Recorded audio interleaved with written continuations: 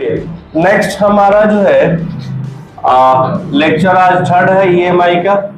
ठीक है, तो लेक्चर 2 में हमने जो है इंस्ट्रूमेंट के अंदर में लगने वाला फोर्स के बारे में बात किया था, है ना, कि हमारा जो है इंस्ट्रूमेंट में 3 तरह के घुमाव बल, है ना, जिसको हम टॉर्क बोलते हैं, लगता है। ठीक है, एक हमने बताया था डिफ्लेक्टिंग टॉर्क, बताया था ना दोस्त? Yes sir. दूसरा बताया था कंट्रोलिंग, ठीक है, कंट्रोलिंग टॉर्क, और तीसरा बताया था डैम्पिंग टॉर्क। ठीक है दोस्त, है ना, जिसको हिंदी में क्या बोलते थे, मतलब इसको क्या बोलते हैं, विक्षेपक, और इसको नियंत्रण। 3 तरह के हमारा जो है टॉर्क था। मतलब कि जैसे हम सप्लाई देते थे या सप्लाई देंगे तो पॉइंटर क्या करेगा, अपने स्केल पर मूव करेगा। तो किसी फोर्स के कारण उस फोर्स को हम लोग जो है डिफ्लेक्टिंग बोलेंगे।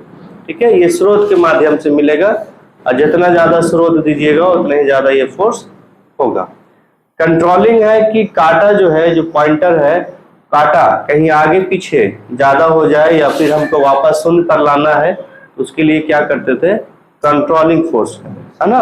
और अगर हमारा पॉइंटर कंपन करता था तो हम क्या करते थे, उसको स्थिरता लाने के लिए एक अलग फोर्स लगाते थे, जिसको हम लोग जो है डैम्पिंग। तो ये जो है कंट्रोलिंग और डैम्पिंग जो है, ये तो मानते हैं कि सप्लाई से हो जाएगा।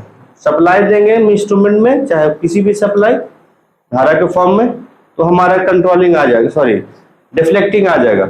लेकिन ये जो दोनों है, कंट्रोलिंग है और आपका डैम्पिंग है, ये हमें उसमें कुछ एक्स्ट्रा चीज करना पड़ेगा, बनाना पड़ेगा।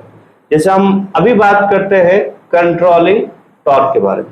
कल हमने कहा था कि अगर ये स्पिंडल है और इस स्पिंडल पे ये पॉइंटर है, ठीक है दोस्त, और पॉइंटर जो है स्केल, ये स्केल है, और अगर हम सोर्स देते हैं तो ये हमारा स्पिंडल क्या किया, मूव करना शुरू कर दे। तो मूव करेगा तो हमारा पॉइंटर क्या होगा, रीड करना स्टार्ट कर देगा। तो हम चाहते हैं कि हमारा जो है ये स्पिंडल, है ना, जब ये सप्लाई देना बंद कर दे तो फिर कहाँ पे आ जाए, वापस शून्य पे आ जाए। तो हम कल आज बता रहे थे कि इसमें 2 स्प्रिंग यूज करते थे, जो हमारा फास्फोरस ब्रोंज का बना होता था, और दोनों स्प्रिंग को जिसको हिंदी में बाल कमानी बोलते हैं, दोनों स्प्रिंग को इस तरीके से अरेंजमेंट करते थे कि एक जो है क्लॉकवाइज और एक एंटी क्लॉकवाइज, मतलब एक जो है घूमने वाला को विरोध और एक जो है घूमने वाला को सपोर्ट करता था।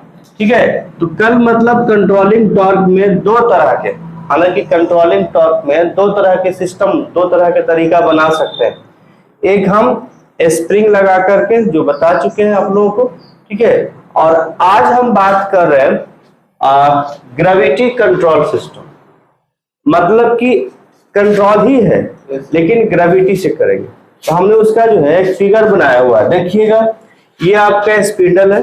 हमने कहा था कि जो इंस्ट्रूमेंट में छोटा ही रहेगा, धुरा जो होता है जिस पर सारा सिस्टम फिट होता है, उसको हम लोग जो है स्पिंडल बोलते हैं। ये स्पिंडल है, और ये स्पिंडल जो है बेरिंग पर स्थिर होता है, दोनों तरफ बेरिंग होता है, तब ना ये घूमेगा, नहीं तो इंस्ट्रूमेंट घूम जाएगा। तो हम बेरिंग पे फिट करते हैं, उस बेरिंग को क्या बोलते हैं, ज्वेल बेरिंग। याद रखिएगा, कई तरह के बेरिंग होता है, कहीं भी बॉल बेरिंग भी होते हैं, कहीं भी ज्वेल बेरिंग होता है। इंस्ट्रूमेंट में ज्यादातर हम ज्वेल बेरिंग यूज करते हैं। और इस स्पिंडल पे हमने क्या लगा दिया है, पॉइंटर, मतलब कि सुई, जो ये स्केल पर, ये स्केल है, पैमाना है, इस पर रीडिंग डालेगा। जैसे ये 0 से लेकर के मान के चलिए 50 नंबर है, इस पर लिखा रहता है। तो देखिए काम कैसे करेगा। और साथ साथ में हमने 2 अलग अलग वेट लगा दिया है, वेट, है ना, वेट समझते हैं ना, वजन लगा दिया, 2 अलग अलग है, एक W1 है, एक W2 है। जैसे ही हम इसमें सप्लाई देंगे तो ये हमारा पॉइंटर क्या करेगा, मूव करेगा। पॉइंटर मूव करेगा तो काटा आगे बढ़ेगा।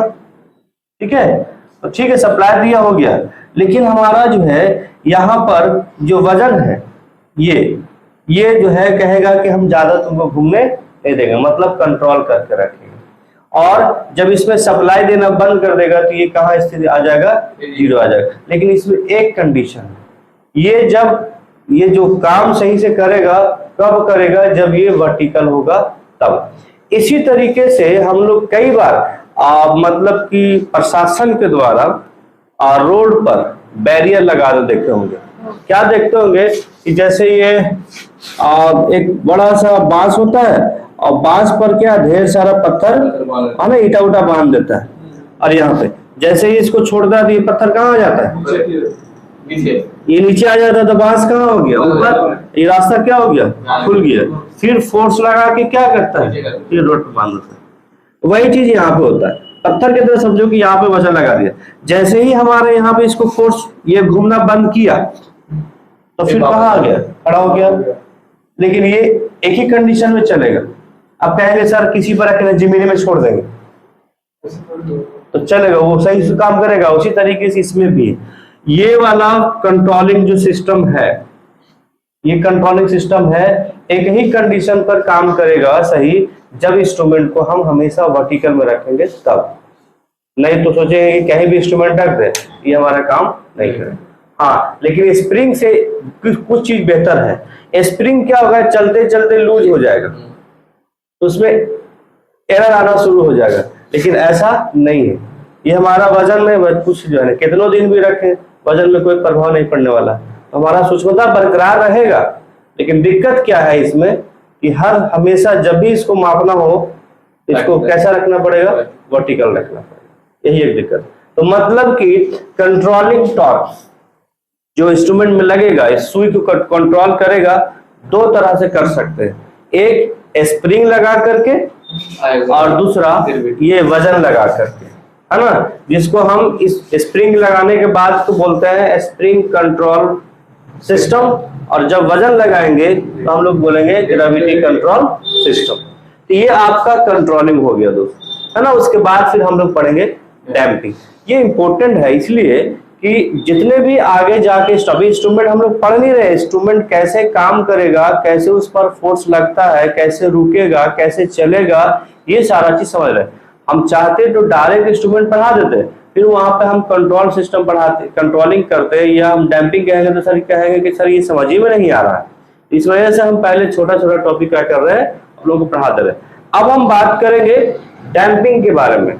हमने कहा था कि हमारा एक तरह के और फोर्स लगाना होता है इंस्ट्रूमेंट में, क्योंकि डिफ्लेक्टिंग और कंट्रोलिंग, डिफ्लेक्ट कहता है कि हम आगे जाएंगे और कंट्रोल कहता है कि हम आगे नहीं जाने देंगे, जिस कारण से क्या होता है, पॉइंटर स्थिर नहीं रहता है। और पॉइंटर स्थिर नहीं रहता है तो हमें जो है मापने में दिक्कत होगा। तो हमें क्या करना होगा, उसमें एक ऐसा और फोर्स लाना होगा, ऐसा और टॉर्क लाना होगा जो सुई को स्थिर कर दे, जिसको हम क्या कहते हैं, डैम्पिंग करते हैं। तो डैम्पिंग का भी 3 सिस्टम है, मतलब अलग अलग तरीके से कर सकते हैं। बात समझ आ गया? कंट्रोलिंग तो क्लियर हो गया कि 2 तरह से कंट्रोल कर सकते हैं, एक स्प्रिंग लगा करके, एक वजन लगा करके। इसी तरीके से डैम्पिंग भी हम कर सकते हैं। डैम्पिंग हिंदी में क्या बोलते हैं, अवमंदक बल, है ना। तो नेक्स्ट हम उसी के बारे में चर्चा करते हैं। कितना मिनट को? और डैम्पिंग टॉर्क जो इंस्ट्रूमेंट के काटा में अगर कंपन हो रहा है तो उसको स्थिरता लाने के लिए, है ना, हम क्या करते हैं, एक और प्रणाली या एक और सिस्टम लगाते हैं या सिस्टम बनाते हैं, जिसको हम लोग एक और बल पैदा करने का सिस्टम लगाते हैं, जिसको हम लोग क्या बोलते हैं, जो बल के लिए यूज करेंगे, डैम्पिंग टॉर्क, है ना। तो ये हमने कहा कि डैम्पिंग टॉर्क जो है 3 तरह का होता है। एक आपका डैम्पिंग टॉर्क में हम एयर के माध्यम से कर सकते हैं, इसका नाम है एयर फ्रिक्शन डैम्पिंग सिस्टम, ठीक है। और दूसरा हमारा है एडी करंट डैम्पिंग सिस्टम, ठीक है, इसके बारे में बात करेंगे। और तीसरा हमारा है फ्लूइड फ्रिक्शन डैम्पिंग सिस्टम। तो डैम्पिंग फोर्स को या डैम्पिंग टॉर्क को पैदा करने के लिए हम 3 अलग अलग तरीके के सिस्टम इंस्ट्रूमेंट में, तीनों में कोई भी लगा सकते हैं। इसमें हम थोड़ा समझाते हैं कि एयर फ्रिक्शन डैम्पिंग सिस्टम क्या है, ठीक है। इसके लिए हमें क्या करना होता है कि इंस्ट्रूमेंट में एक हमें जो है चैम्बर जैसा बनाना पड़ेगा। जैसे ये तो पहले से जानते हैं कि ये हमारा क्या है, स्पिंडल है, और ये क्या है, बेरिंग है, ये क्या है, पॉइंटर है, ये क्या है, काटा है, ठीक है, स्केल है। और इसमें हम सप्लाई देंगे, सप्लाई को हम शो नहीं करें क्योंकि इंस्ट्रूमेंट के अंदर उसका है ये पार्ट। हम सप्लाई देंगे तो क्या करेगा, घूमेगा, तो जब ये घूमेगा तो पॉइंटर क्या करेगा, आगे जाएगा। अगर हम इस पे स्प्रिंग लगा देते हैं तो क्या करेगा, कंट्रोल करेगा। लेकिन ये हमारा जो है सोर्स के कारण, सोर्स के वजह से आगे जाएगा और स्प्रिंग के कारण पीछे जाएगा, तो क्या हो जाएगा, कंपन स्टार्ट हो जाएगा, है ना। तो हमें क्या करना है, इस पॉइंटर को स्थिर लाना है। तो हम क्या करते हैं, एक और सिस्टम लगाया जिसको डैम्पिंग बोलेंगे। इस वाले में हम क्या करेंगे, एक चेंबर वायु वाला, एयर वाला लगा देंगे। देखिए हमने लगाया, इसका नाम है सेक्टर शेप, मतलब थोड़ा सा तिरछा, सीधा नहीं, विड्थ जैसा। अब ये इसमें पूरा एयर भरा हुआ है और यहाँ पे एक क्या पत्ती है, और पत्ती इसमें टाइट कर दिया है और साथ में से हम कनेक्ट कर दिया।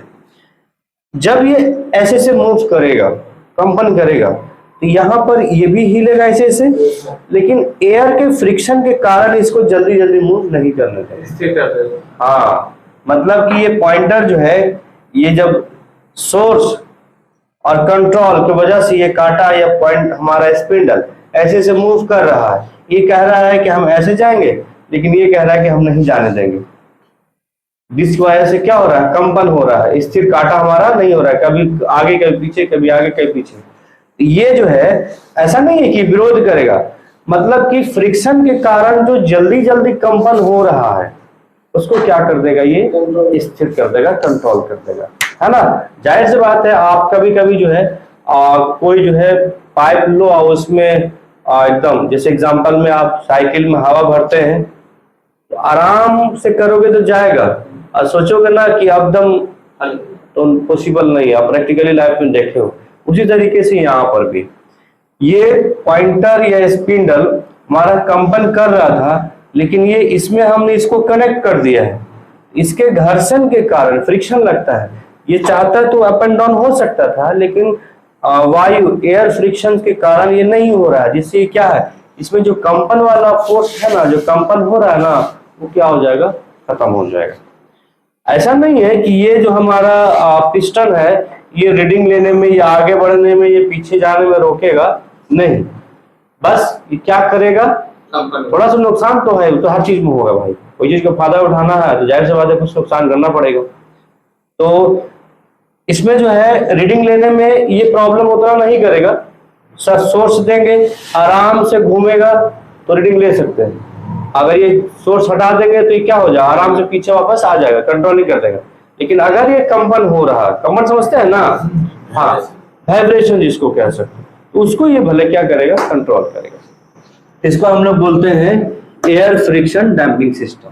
ये तीनों सिस्टम में सबसे ज्यादा प्रयोग होने वाला सिस्टम है, याद रखिएगा, ठीक है। इसमें क्या किया हमने, एक सेक्टर नुमा या वृत्तीय खंड जैसा थोड़ा सा तिरछा एक हम क्या करते हैं, चेंबर ले लेते हैं, जिसमें हम पत्ती से कनेक्ट कर देते हैं स्पिंडल को। ये ध्यान में रखना। इससे क्वेश्चन कैसे पूछेगा, तो बस खाली ये याद रखना है कि हम एयर फ्रिक्शन में क्या करते हैं, किस तरीके से इसमें चेंबर लेते हैं। तो आप इंग्लिश में भी सेक्टर लिख सकते हो, नहीं तो हम वृत्तखंडीय लिख सकते हो। क्लियर हो गया, है ना। तो नेक्स्ट हम लोग बात करेंगे एडी करंट। एडी करंट को थोड़ा समझना होगा, क्योंकि ये एडी करंट आप लोग जो है लॉसेस के रूप में ट्रांसफार्मर में या जनरेटर में या मोटर में पढ़े हैं, है ना। उसके बाद फिर हम यही चीज एडी करंट को हम इस सिस्टम में यूज करेंगे। पहले थोड़ा सा हम एडी करंट समझा देते हैं, उसके बाद फिर देखते हैं आगे। एडी करंट होता क्या है कि जब ये कोई कोर है, ये कोर है, कोई भी कोर, जैसे एल्युमिनियम ले सकते हैं या लोहा के ले लीजिए, और इसमें अगर आप तार लपेटते हो, ठीक है, तार लपेटते हो, तो माइकल फैराडे के अनुसार ये जो कोर में भी तो ईएमएफ, सॉरी वायर में भी ईएमएफ तो पैदा होवे करेगा, लेकिन हमारा जो है ये कोर में जिस चीज का बना हुआ ये कोर, हालांकि इंस्ट्रूमेंट में हम एल्युमिनियम का यूज करेंगे, ठीक है, तो ये कोर में भी ईएमएफ पैदा हो जाता है। और ईएमएफ क्या है, एक तरह के हमने आवेश के फॉर्म बताया था कि आवेश है, ये धारा का रूप ले लेगा कोर में, जिससे क्या होगा, करंट प्रवाह होने लगेगा, और उसी करंट को हम लोग जो है एडी करंट कहते हैं। तो इस करंट के माध्यम से इसको क्या करेंगे, कंपन को मुक्त कराएंगे, है ना। इसीलिए इसको क्या बोला गया है, एडी करंट डैम्पिंग सिस्टम। तो पहले इसको हम लिखवा देते हैं, देखते हैं, फिगर थोड़ा कॉम्प्लिकेटेड है, ऐसे ही समझा देंगे तो ज्यादा अच्छा है ना। लेकिन आप लोग ये याद रखना है, 3 तरह के हम अवमंदक टॉर्क पैदा कर सकते हैं इंस्ट्रूमेंट में, जो हमारा कंपन उसको खत्म कर सकते हैं। Air friction damping system, eddy current damping system, और फ्लूइड में कुछ नहीं है, हम जो है लिक्विड द्रव को रखेंगे, है ना, उसमें हमारा जो है fluid friction damping system. Clear हो गया, चलिए ठीक है दोस्त।